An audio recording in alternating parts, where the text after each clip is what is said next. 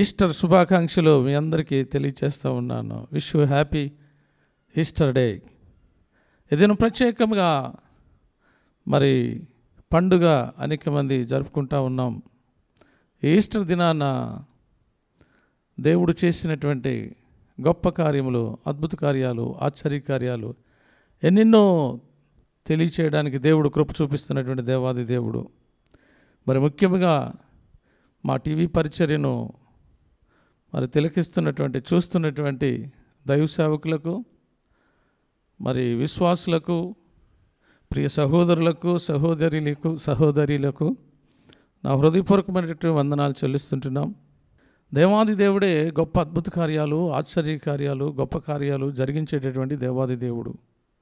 ఆ దేవాది దేవుని యందు విశ్వాసం ఉంచినప్పుడు దేవుడు గొప్ప కార్యాలు జరిగించి వారిని, వారి కుటుంబాన్ని గొప్ప సంతోష ఆనందములతో నింపేటటువంటి దేవాది దేవుడు అయి ఉంటున్నాడు. అందుచేతనే ఈ ఈస్టర్ సందర్భంగా అనేకమైనటువంటి కొన్ని సంగతులు. ఈస్టర్ అనగా మరి ముఖ్యమైనటువంటిది. మరి చాలామంది పండుగగా జరుపుకుంటూ ఉంటారు, కొంతమంది నామకార్థంగా జరుపుకుంటూ ఉంటారు. ఏదో సంవత్సరానికి ఒకసారి వచ్చి మందిరంలో కూర్చొని ఈస్టర్ పండుగ జరుపుకొని వెళ్ళిపోతూ ఉంటారు. అట్లా కాదు. కానీ ఈస్టర్ అనగా పునరుద్ధానం అని దేవుని వాక్యంలో స్పష్టంగా రాయబడింది. ఈ పునరుద్ధానము యేసుక్రీస్తు ప్రభు అంటే దేవాది దేవుడే ఈ లోకానికి వచ్చి 33.5 సంవత్సరాలు ఈ లోకంలో జీవించి 3.5 సంవత్సరాలు తన వర్తమానాలన్నిటిని కూడా మనుషులందరికీ తెలియచేసి మానవునుకున్నటువంటి ఒక నమ్మకములైనటువంటిది మరణం అనేటటువంటి భయం నుండి తొలగించడానికి దేవాది దేవుడు ఈ లోకానికి వచ్చినటువంటి దేవుడు అయి ఉంటున్నాడు. దేవుని మహాకృపను బట్టి మరి దేవుడు తన పరిచర్యలో, పనిలో కూడా అనేకమైనటువంటి సంగతులు బోధించినట్లుగా మనం దేవుని వాక్యంలో చూస్తున్నాం. దేవుని వాక్యంలో చూసినట్లయితే మానవులందరూ కూడా పాపం చేశారని, ఒక మనుషుని ద్వారా పాపము లోకములోనికి వచ్చిందని, ఆ పాపం మనుషులందరికీ సంప్రాప్తమైందని దేవుని వాక్యంలో స్పష్టంగా రాయబడింది. పాపము నుండి వచ్చే జీతం మరణం అనేది కూడా దేవుని వాక్యంలో స్పష్టంగా రాయబడింది. ఈ మరణము మనుషులందరికీ సంప్రాప్తమైందని దేవుని వాక్యంలో స్పష్టంగా రాయబడింది. ఈ పాప భయాన్ని పోగొట్టడానికి, పాపము నుండి విడిపించడానికి, శాపం నుండి విడిపించడానికి దేవాది దేవుడే దేవుని నుండి భూకి దిగి వచ్చినటువంటి దేవుడై ఉంటున్నాడు. మరి మనుషుని పునరుద్ధానము అనేటటువంటిది ఉంది అని నిరూపించడానికి దేవాది దేవుడు ఈ యొక్క ఈస్టర్ దినాన్న గొప్ప అద్భుత కార్యం, గొప్ప ఆశ్చర్య కార్యం జరిగించినటువంటి దేవాది దేవుడు. ఆయన పునరుద్ధానము కాకముందే మనుషులందరితో కూడా ఆయన చెప్పినటువంటి లేఖన సత్యాలు అనేకమైనటువంటివిగా ఉన్నాయి. లేఖన సత్యాలు చూసినట్లయితే దేవుని వాక్యంలో యోహాను పత్రిక 11వ అధ్యాయం 25వ వచనంలో చూసినట్లయితే అందు గురించి దేవుడు ఏమంటున్నాడంటే, నేనే పునరుద్ధానమును జీవమునై ఉన్నాను. నాయందు ఎవరైతే విశ్వాసం ఉంచుతారో, నాయందు ఎవరైతే నమ్మకం ఉంచుతారో, నాయందు ఎవరైతే భయభక్తులు కలిగి ఉంటారో, ఎవరైతే నా మాట వింటారో, ఎవరైతే నా ఆజ్ఞలు అనుసరించి నడుచుకుంటారో, ఎవరైతే భయభక్తులు కలిగి జీవిస్తారో వారు కూడా నాయందు విశ్వాసం ఉంచినటువంటి వారు మరణ భయం వారికి అవసరం లేదు అని దేవాది దేవుడు రుజువు చేసినటువంటి మాట అయ్యినట్టిది. అందుగురించే విశ్వాసం ఉంచాలి దేవుని యందు. విశ్వాసానికి ముందు మారు మనసు రావాలా, పాపక్షమాపణ రావాలి, యేసుక్రీస్తు నామములో బాప్తిసం తీసుకోవాలి. అప్పుడే ఆ యొక్క మనుషులకి మార్పు వస్తుంది. ఆ మార్పులో నుండి ఒకవేళ ఈ లోకము విడిచినప్పటికీ పునరుద్ధానం అనేటటువంటిది ఉన్నది, మరణం అనేటటువంటిది మనుషుడికి లేదు. ఒకవేళ లోకరీతిగా శరీరరీతిగా మరణించినప్పటికీ మరి ఆత్మ రీతిగా పునరుద్ధానమును నేనే, జీవమును నేనే అని ఆయన రుజువు చేసినటువంటి దేవాది దేవుడు.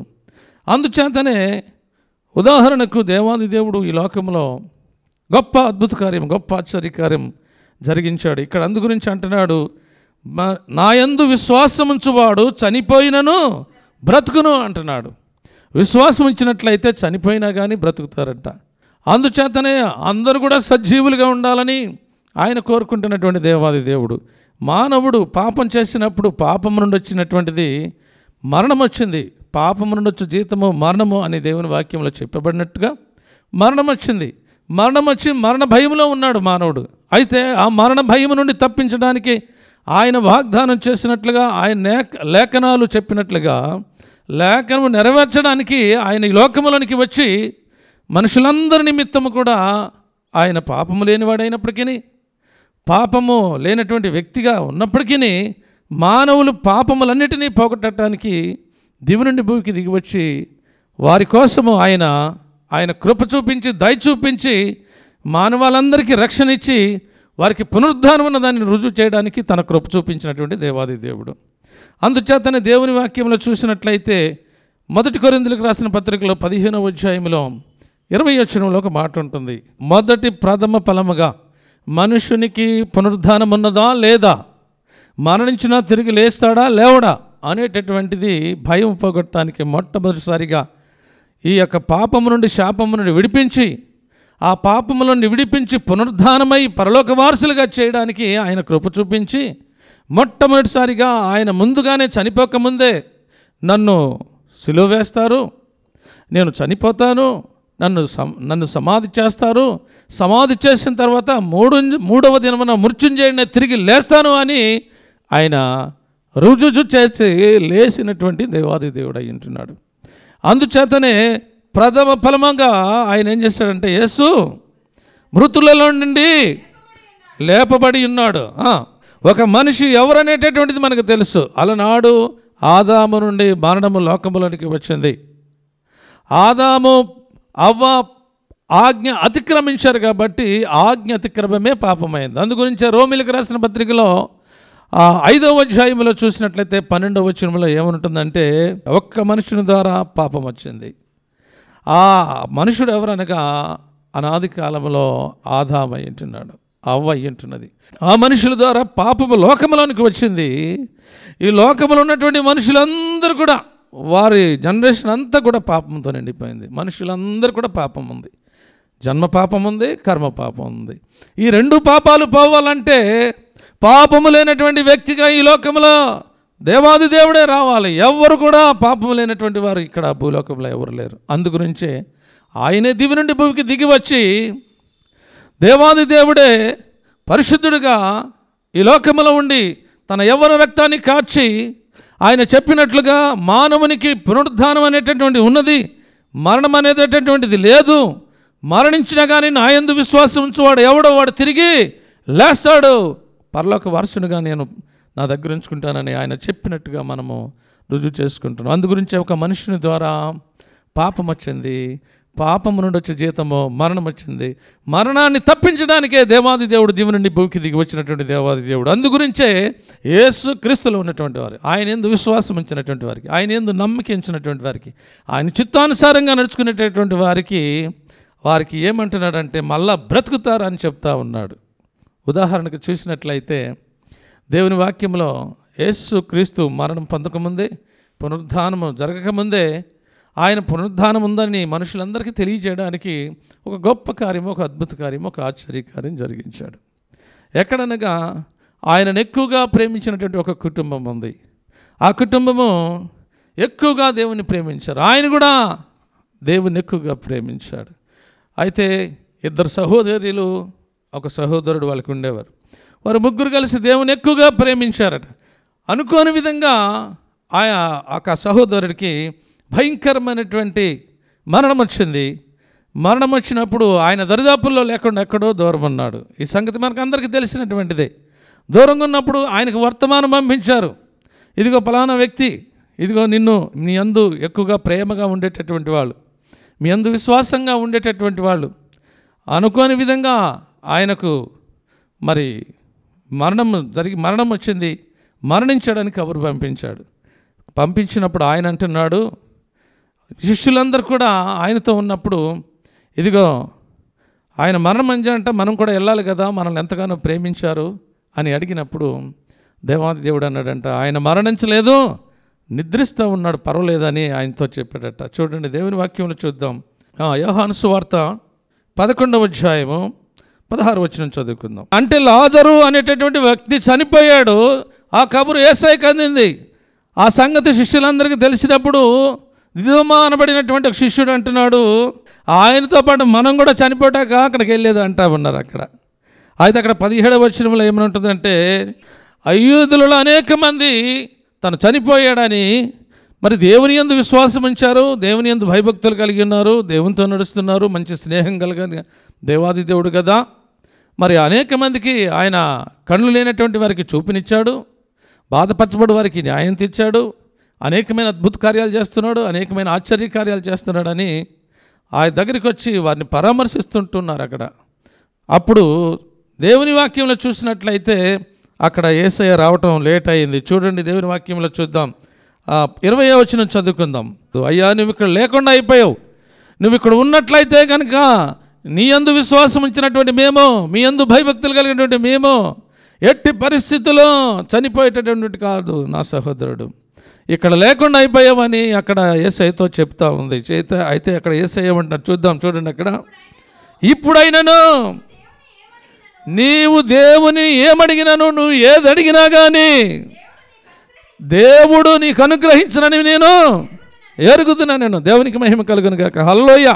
నీవే సర్వ సృష్టికర్తవి, నువ్వే సర్వాధికారము కలిగిన దేవాది దేవుడవు, నీవే మానవుల రక్షణ కోసం, మానవాళి విమోచన కొరకు, వారి మరణం నుండి తప్పించడానికి, వానికి పునరుద్ధానమని తెలియచేయడానికి దివి నుండి భూమికి దిగి వచ్చినటువంటి దేవాది దేవుడు అయ్యా, నువ్వు ఏదైనా చేయగలవని అక్కడ అడుగుతున్నట్లుగా ఆమె ఆయనతో సంభాషిస్తూ ఉంది. అయితే అక్కడ చూసినట్లయితే నువ్వు ఏది చేయైనా చేయగలవు, గుడ్డి వారికి కన్నులనిచ్చావు, చాందర రోగుల్ని ముట్టావు నాయన, ఇంకా చనిపోయినటువంటి లేపావు, ఇంకా అనేకమైన అద్భుత కార్యాలు ఆశ్చర్య కార్యాలు చేసావు అని అక్కడ మాట్లాడుతున్నట్టుగా, ఇప్పుడైనాను నీవు దేవుని అడిగినాను, దేవుడు నీకు అనుగ్రహించని ఎరుగుదున. నేను యేసు నీ సహోదరుడు మరలా లేచునని ఆమెతో చెప్పగా, దేవునికి మహిమ కలుగును గాక. హల్లెలూయా. ఏమంటున్నాడంటే ఆయన చనిపోలేదు, ఒకవేళ చనిపోయినా కానీ నా యందు విశ్వాసం ఉంచినటువంటి వారు తిరిగి లేస్తారు అని ఆయన నిరూపించడానికి, నీ సహోదరుడు సరిపోలేదమ్మా, తిరిగి లేస్తాడు అని అక్కడ మార్తతో చెప్తున్నట్లుగా మనకు కనబడుతూ ఉంది. అవును, దేవుని యందు విశ్వాసం ఇచ్చినటువంటి వారికి, దేవుని యందు నమ్మకం ఉంచినటువంటి వారికి, దేవుని యందు భయభక్తులు కలిగినటువంటి వారు ఆయన ఈ లోక సంబంధంగా చనిపోయినప్పటికీ పరలోక సంబంధంగా లేకుంటే సజీవులుగా లేపడానికి ఆయనకు సమస్తము కూడా సాధ్యమై ఉంటున్నది. అందుగురించే నా యందు విశ్వాసం ఉంచినటువంటి వారు చనిపోయినను తిరిగి లేస్తారంటున్నాడు. దేవునికి మహిమ కలుగును గాక. హల్లెలూయా.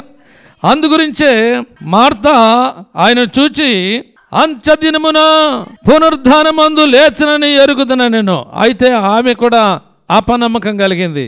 ఎప్పుడు అనుకుంటుందంటే అంత్యదినములో తిరిగి మరలా దేవాది దేవుడు వచ్చినప్పుడు, తిరిగి లేచిన పునరుద్ధానం అప్పుడు లెగుస్తాడేమో అనుకుంటుంది. కానీ ఇప్పుడే పునరుద్ధానము ఇప్పుడే లేస్తాడనేటటువంటి మాట అనుకోలేకపోతుంది, నమ్మలేకపోతా ఉంది. అందుచేతనే దేవాది దేవుడు అక్కడ ఏమంటున్నాడంటే, అందుకు యేసు నా పునరుద్ధానమును జీవమును నేనే అంటున్నాడు. దేవునికి మహిమ కలుగును గాక. హల్లెలూయా. ఈ దినము ఈస్టర్ అని మనం జరుపుకుంటున్నాము. ఈస్టర్ అనగా పునరుద్ధానము. పునరుద్ధానం అనగా దేవుని యందు ఉన్నటువంటి వారు, దేవునిలో ఉన్నటువంటి వారు, ఒకవేళ దేవుని బిడ్డలైనటువంటి వారు చనిపోయినప్పటికీ పునరుద్ధానమై తిరిగి లేస్తారనేటువంటి గొప్ప శక్తి ప్రభావములతో ఆయన చెప్తున్నటువంటి మాటలు సత్యమైనటువంటివి, యథార్థమైనటువంటివి. ఆయన మాటలో ఒక్క మాట సెలవిచ్చినట్లయితే దాని ప్రకారంగా జరుగుతుంది. ఆయన ఆజ్ఞాపించగానే కార్యము స్థిరపరచబడుతుందని దేవుని వాక్యములు చెప్పినట్లుగా ఆమె అంటున్నాడు, అందుకు యేసు నేనే పునరుద్ధానమును జీవమునై ఉన్నాను, నా యందు విశ్వాసం ఉంచువాడు చనిపోయినను బ్రతుకునని చెప్తున్నాడు. దేవునికి మహిమ కలుగును గాక. హల్లెలూయా. లాజరు, మార్త, మరియా దేవుని యందు విశ్వాసం ఉంచారు, దేవుని యందు భయభక్తులు కలిగి నడుచుకుంటున్నారు.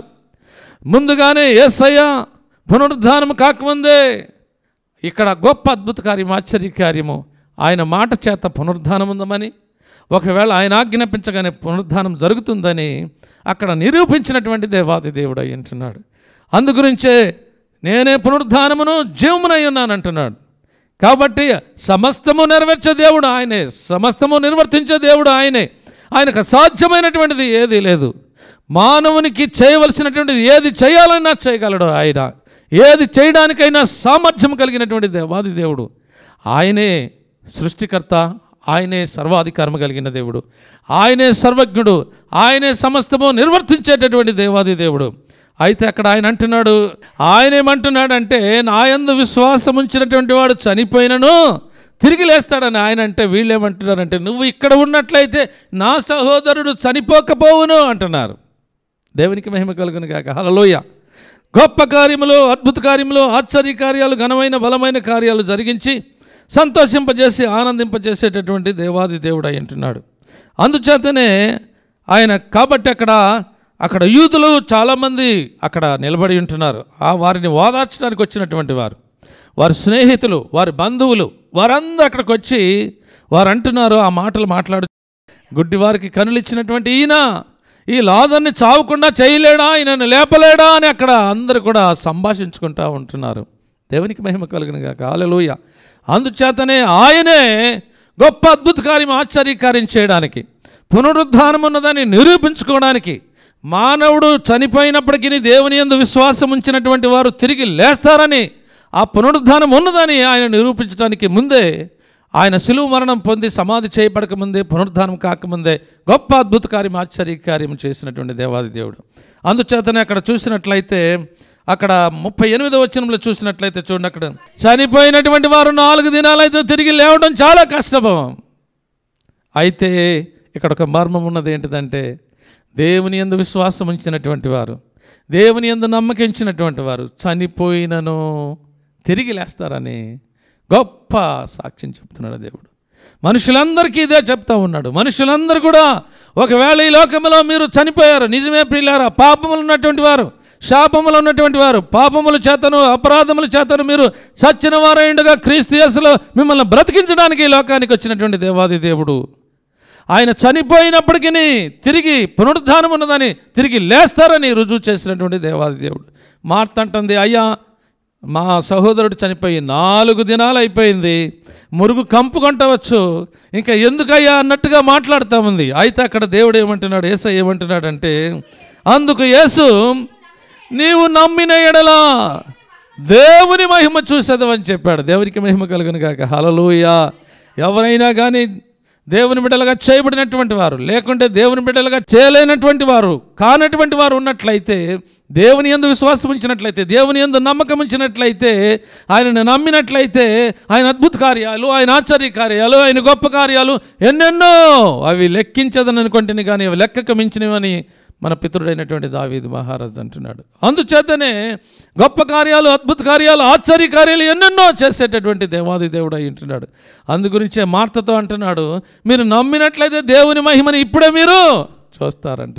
ఇంకొక దగ్గర బిడ్డ, నమ్ముట నీ వల్ల అన్నట్లయితే నమ్ము వారికి సమస్తము కూడా సాధ్యం అంటున్నారు. మీరు ఏది చేయాలన్నా కానీ దేవుని యందు విశ్వాసం ఉంచినట్లయితే, దేవుని యందు నమ్మకం ఉంచినట్లయితే అది జరుగుతుందని దేవాది దేవుడు చెప్తా ఉన్నాడు. నిజమే ప్రియులారా, దేవుడు మాట సెలవీగా దాని ప్రకారం అవుతుంది. ఆయన ఆజ్ఞాపించగానే కార్యం స్థిరపరచబడుతుంది. చనిపోయినటువంటి వాడు 4 దినాలు అయినప్పటికీ, మురుగు కంపు కొట్టినప్పటికీ, ఒకవేళ ఎందుకు అక్కడ కుళ్ళు పట్టినప్పటికీ ఒక్క మాట మాత్రం సెలవిచ్చాడు అంతే, లాజరు తిరిగి లే అని చెప్పి. దేవునికి మహిమ కలుగును గాక. హల్లెలూయా. అందుచేతనే దేవుని యందు విశ్వాసం ఇచ్చిన వారు, దేవుని యందు నమ్మకం ఇచ్చినటువంటి వారు, దేవుని వాక్యములో చూసినట్లయితే అనేక మంది పునరుద్ధానం ఉంది. పునరుద్ధానములు 2 రకాలు ఉన్నాయి. ఒకటి జీవ పునరుద్ధానానికి వెళ్ళేది ఉంది, ఒకటి మరణ పునరుద్ధానం ఉంది. 2 పునరుద్ధానాలు ఉన్నాయి. ఈ లోకంలో శరీర సంబంధమైనటువంటి మరణం వచ్చినప్పటికీ వారు తిరిగి పునరుద్ధానం ఉన్నదాన్ని ఆయన నిరూపించినటువంటి దేవాది దేవుడు అయి ఉంటున్నాడు. అందుగురించే దేవుని వాక్యంలో చూసినట్లయితే, దానియేలు గ్రంథంలో చూసినట్లయితే 12వ అధ్యాయం 2వ వచనం చదువుకుందాం. నిత్య జీవాన్ని అనుభవించేటటువంటి వారు ఎవరంటే దేవుని యందు విశ్వాసం ఉంచినటువంటి వారు, దేవుని యందు నమ్మకించినటువంటి వారు, దేవుని మాటలు విని దాని ప్రకారంగా నడుచుకునేవారు, దేవుని ఆజ్ఞలు బట్టి అధికంగా నడుచుకునేటటువంటి వారు, వారు ఈ లోక సంబంధంగా చనిపోయినప్పటికీ, సమాధి చేయబడినప్పటికీ పునరుద్ధానమందు వారు లేపబడతారనేటటువంటిది ఒక రూఢిగా మనుషులందరికీ కూడా ఆయన ఒక వాగ్దానం చేస్తున్నటువంటి దేవాది దేవుడు. అందుగురించే కొంతమంది సమాధులు చేయబడతారు చాలామంది కూడా ఈ లోకంలో. ఎందుకనగా ఈ లోకంలో మానవుని ఆయుస్సు 70 సంవత్సరాలు, అధిక బలం ఉన్నట్లయితే 80 సంవత్సరాలు. అది దుఃఖం, ఆయాసం ఉంది. ప్రతి మానవుడు కూడా మరణించవలసిందే. మరణించినటువంటి వారు తిరిగి పునరుద్ధానము అంటే లేపబడాలంటే, వాళ్ళకి నిత్య జీవానికి వారసులు కావాలంటే ఈ లోకములో ఆయన యందు విశ్వాసం ఉంచాలి, ఆయన యందు నమ్మకం ఉంచాలి, ఆయన యందు భయభక్తులు కలిగి నడుచుకోవాలి. ఆయన కృపలో ఆయన నీతిమంతుడు అయినట్లుగా నీతిమంతులుగా నడుచుకోవాలి. ఆయన మాట వినేవారుగా, ఆయన చిత్తానుసారంగా నడుచుకునేవారుగా ఉన్నట్లయితే వారికి పునరుద్ధానం ఉంది, వారికి నిత్య జీవం ఉందని చెప్తా ఉన్నాడు. అందుగురించే యేసు ప్రభు ఈ లోకంలో మరి సిలువ వేయబడిన తర్వాత, సమాధి చేయబడిన తర్వాత, మరి సమాధి నుండి సమాధిలో ఉన్నప్పుడు, ఆయన సిలువ మరణించినప్పుడు సమాధి చేయబడక ముందు అక్కడ చూసినట్లయితే చూడండి, దేవుని వాక్యంలో ఉంది. మత్తయి సువార్తలో 27వ అధ్యాయం 52వ వచనంలో ఉంటుంది ఒక మాట. అక్కడ చూసినట్లయితే యేసుక్రీస్తు సిలువ వేయబడినప్పుడు, దేవాలయపు తెర రెండుగా చెల్లినప్పుడు అక్కడ భూమి బద్దలాయను, అక్కడ బండలు అక్కడ ఉంటుంది, దాని ముందు ఉంటుంది, చదువు అది. భూమి వణికెను, బండలు బద్దలాయను, సమాధులు తెరవబడెను, నిద్రించినటువంటి అనేకులు పరిశుద్ధుల శరీరములు లేచెను, వారి సమాధులలో నుండి బయటికి వచ్చి ఆయన లేచిన తర్వాత పరిశుద్ధ పట్టణములో ప్రవేశించారు. దేవునికి మహిమ కలుగును గాక. హల్లెలూయా. వీరి అందరూ ఎవరనగా వీరు పరిశుద్ధులై ఉంటున్నారు. ఆయన దేవుని యందు విశ్వాసం ఉంచినటువంటి వారు, దేవుని యందు నమ్మకం ఉంచినటువంటి వారు. కాబట్టి ప్రతి మానవుడు, ప్రతి వారు కూడా, సామాన్యులు, సామంతులు, ధనికులు, దరిద్రులు, లోక నివాసులందరూ కూడా దేవుని యందు విశ్వాసం ఉంచినట్లయితే, దేవుని యందు నమ్మకం ఉంచినట్లయితే, ఆయన యందు విశ్వాసం ఉంచినటువంటి వారు చనిపోయినను తిరిగి లేస్తారనేటువంటి గొప్ప నమ్మకం కలిగి, విశ్వాసం కలిగి దేవుని బిడ్డలుగా ఉన్నట్లయితే, అట్టి కృపలో ప్రతి మానవుడికి, ప్రతి వారికి కూడా అట్టి ధన్యత దేవుడు ఇచ్చాడు. కాబట్టి పాపము నుండి, శాపము నుండి విమోచించబడి మనందరినీ కూడా పరలోక వారసులుగా చేయడానికి దేవుడు తన కృప చూపించి ఈ యొక్క పునరుద్ధానం అనేటటువంటిది, ఈ ఈస్టర్ అనేటటువంటి దాన్ని గొప్ప 2016 సంవత్సరాలకు పూర్వమే ఆయన జరిగించి సమస్తం కూడా నెరవేర్చి, మానవులు భయం నుండి తొలగించి, మానవులకి మరణము లేదని, మానవుడు ఇక్కడ మరణించినప్పటికీ తిరిగి పునరుద్ధానం ఉన్నదని, తిరిగి లేచి పరలోక వారసునిగా నిత్య జీవానికి వారసులుగా ఉంటారని దేవాది దేవుడు చెప్పాడు. కాబట్టి అట్టి కృపలో మనమందరం కూడా ఈ ఈస్టర్ పండుగను జరుపుకొని, ఈ పునరుద్ధాన దినాన్న, ఈ సంతోషమైన దినాన, ఈ ఆనందకరమైనటువంటి దినాన్న మనమందరం కూడా దేవునికి కృతజ్ఞతాస్తుతులు చెల్లించి, దేవుని యందు భయభక్తులు కలిగి, దేవుని మాట విని, దేవుని చిత్తానుసారంగా నడుచుకుని, దేవుని యందు విశ్వాసం ఉంచి, దేవుని యందు నమ్మకం ఉంచి, మన జీవితకాలం అంతా, మన బ్రతుకు దినములన్నీ ఆయన రాక పర్యంతం వరకు కూడా ఆయన బిడ్డలుగా జీవించడానికి ఈ యొక్క ఈస్టర్, ఈ యొక్క పునరుద్ధాన దిన దీవెనలు, ఆశీర్వాదాలు మనందరికీ నిండుగా మెండుగా అనుగ్రహింపచేసి దీవించి ఆశీర్వదించునుగాక. ఆమేన్. పరిశుద్ధుడు మన తండ్రి, జీవము కలిగినటువంటి మా యేసయ్య, కోట్ల కొలది వందనాలు, స్తుతులు, స్తోత్రాలు చెల్లించుకుంటున్నాం. నీ మహాకృపను బట్టి నాయన ఈ దినం ప్రత్యేకంగా నా తండ్రి, ఈస్టర్ అనగా పునరుద్ధానమని నాయన, పునరుద్ధానం గురించి మాకు హెచ్చరిక చేసినటువంటి దేవాది దేవుడు కాబట్టి స్తోత్రము నాయన.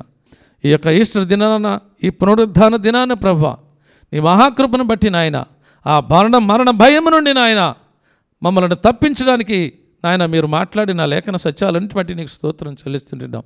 నా యందు విశ్వాసం ఉంచువాడు మరణించినను తిరిగి లేస్తాడని ప్రభువా నాతో మాట్లాడిన దేవాది దేవుడు కాబట్టి నీకు స్తోత్రములు తండ్రి. కోట్ల కొలది మీకే స్తుతులు, స్తోత్రాలు నాయన. ఈ యొక్క పునరుద్ధాన దినాన ప్రభువా, ఇక్కడ చేరినటువంటి నీ బిడ్డలందరినీ కూడా నాయన, చూస్తున్న వారిని, వింటున్న వారిని, గమనిస్తున్న వారిని, ప్రతి వారిని కూడా నాయన పేరు పేరున మీరు దీవించి ఆశీర్వదించి నాయన, మీ యందు విశ్వాసం ఉంచి, నమ్మకం ఉంచి, మీ యందు భయభక్తులు కలిగి మీరు దాచి ఉంచినటువంటి మేలులు, దీవెనలు, ఆశీర్వాదాలు 100దంతలుగా 1000దంతలుగా పొందుకోవడానికి నీ కృప నీ బిడ్డలందరిపైన నిండుగా మెండుగా కుమ్మరించి దీవించి ఆశ్రయించి మహిమ పొందమని సమస్త ఘనత మహిమలు మీకే ఆరోపిస్తూ యేసయ్య పరిశుద్ధ నామములో ప్రార్థించి వేడుకుంటున్నాం పరమ తండ్రి. ఆమేన్. హైదరాబాద్ మహానగరంలో న్యూ హాఫీస్పేట్ ప్రాంతాన 2006వ సంవత్సరంలో ప్రారంభమైన సియోను ప్రార్థనా మందిరం ఈరోజు అనేక కుటుంబాలతో అతిపెద్ద మందిరంగా విస్తరించబడుచున్నది. దేవుని ఆత్మచేత అభిషేకించబడి సేవలో బహుబలంగా వాడబడుచున్న దైవజనులు రెవరెండ్ డాక్టర్ టీజేఆర్ రెడ్డి గారు జనములను గుంపులు గుంపులుగా జల ప్రవాహంగా తీసుకుని వచ్చి ఆయన సన్నిధిలో నింపి, ఆత్మచేత నింపి, ఆత్మతో సత్యముతో ఆరాధించేటట్టుగా చేస్తానని వాగ్దానం చేసిన దేవాది దేవుడు. ప్రతి కుటుంబం రక్షింపబడాలని దైవజనులు రెవరెండ్ డాక్టర్ టీజేఆర్ రెడ్డి గారు, దైవజనురాలు రెవరెండ్ డాక్టర్ టి దేవిరెడ్డి గారు మరియు వారి తనయుడు బ్రదర్ సునీల్ రెడ్డి గారు సియోను ప్రార్థనా మందిరం నందున్న వారిని మరియు టీవీ కార్యక్రమం వీక్షిస్తున్న ప్రతి ఒక్కరిని రక్షణ పదంలోకి నడిపిస్తున్నారు. అంతేకాదు వీరు ప్రతి విధములైన వ్యాధుల మీదను అపవిత్రాత్మల మీదను దేవుని చేత అధికారం పొందుకొని అనేక మంది ప్రజలను స్వస్థపరుస్తున్నారు. మరియు శాంతి సమాధానం లేక కుటుంబ కలహాల ద్వారా మనశ్శాంతిని కోల్పోయిన ఎన్నో కుటుంబాలకు రెవరెండ్ డాక్టర్ టీజేఆర్ రెడ్డి గారు దేవుని మాటల ద్వారా వారికి నెమ్మది కలుగజేయుచున్నారు. మరియు సియోను ప్రార్థనా మందిరం నందు ప్రపంచంలో ఎక్కడ లేని విధముగా దినమునకు 7 మార్లు ఆరాధనలు జరుగుచున్నవి. అదేవిధంగా చౌటుప్పల ప్రాంతంలో అంకిరెడ్డిగూడెం గ్రామంలో మరియు అంతంపేట గ్రామంలో ఆరాధనలు జరుగుచున్నవి. సియోనులోకి తరలి వస్తున్న ప్రజలకు భోజన వసతి కల్పిస్తూ దూర ప్రాంతం నుండి వచ్చే వారికి బస్సు సౌకర్యం మరియు క్రమము తప్పకుండా శని ఆదివారాలు జరుగుచున్న ఆరాధనలకు వస్తున్న ప్రతి కుటుంబానికి గోల్డెన్ బైబుల్ బహుమతిగా ఇవ్వబడుతుంది.